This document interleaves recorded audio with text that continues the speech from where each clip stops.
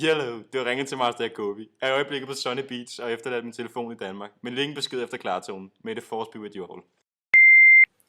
Hey Alex, det er Jarl. Jeg ringer bare lige for at fortælle dig om bølger.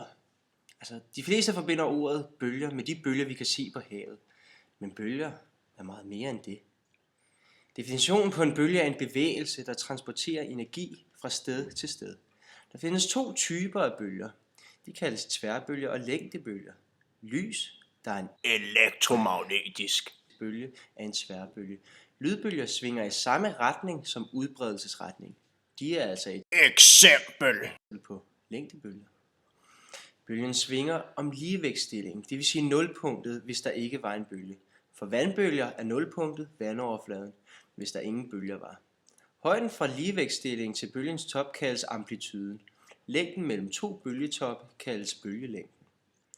Udbredelseshastigheden er den fart, bølgen bevæger sig afsted med. Denne afhænger blandt andet af temperaturen i de omgivelser eller det medie, som bølgen bevæger sig igennem.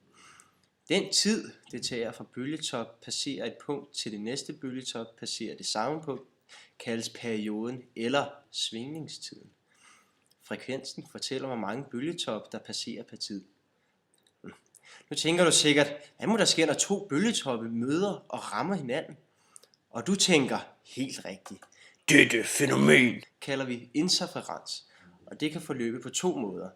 Enten kan der opstå konstruktiv interferens, hvilket forekommer, når to bølgetoppe mødes.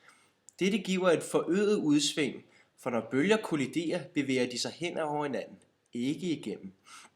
På samme måde skabes der destruktiv interferens, når bølgetop og bølgedal mødes samtidig. Udsvinget udlignes, det vil sige, at bølgerne udslukkes mellem hinanden, og de kolliderende bølger formindskes. Det er dog ikke en selvfølge, at bølgerne rammer hinanden samtidig. Interferens defineres altså som summen af to bølger, der mødes. Da det nu er dig, Alex, har du nok lidt svært ved at forstå det hele på én gang. Jeg kan prøve at give dig et eksempel. En bestemt tone er en lydbølge med en bestemt frekvens. For eksempel kammertonen A, der har en frekvens på 440 Hz, altså 440 bølgetoppe i sekundet. Desuden har denne tone en bølgelængde på 0,8 meter. Bølgelængden har betydning for, hvornår vi kan observere interferens mellem to lydbølger. En lydkilde, f.eks. en højttaler, spiller tonen af, udsender den altså en lydbølge på 440 Hz. Man modtager altså 440 gange i sekundet en bølgetop fra denne lydkilde. Hvis jeg stiller mig mellem to højttalere, der begge spiller tonen af, kommer det an på to ting, hvordan jeg opfatter tonen. 1. Udsender højttaleren bølger samtidig eller forskudt. 2. Hvor langt er der til de to højttalere? Er afstanden fra hver højttaler til mig forskellig fra hinanden, vil bølgerne ramme mig forskudt. Og sker dette ved præcis en halv bølgelængdes forskydning, forekommer destruktiv interferens, og jeg vil i dette moment ikke opfatte nogen lyd. Hvis bølgerne bliver udsat for skudt, vil det samme ske.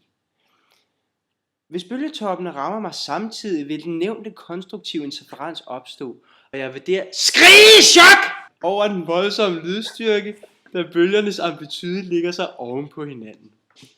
Nå, nu vil jeg afslutte, og nu må du og Mette nyde bølgerne, dem i havet såvel på diskoteket.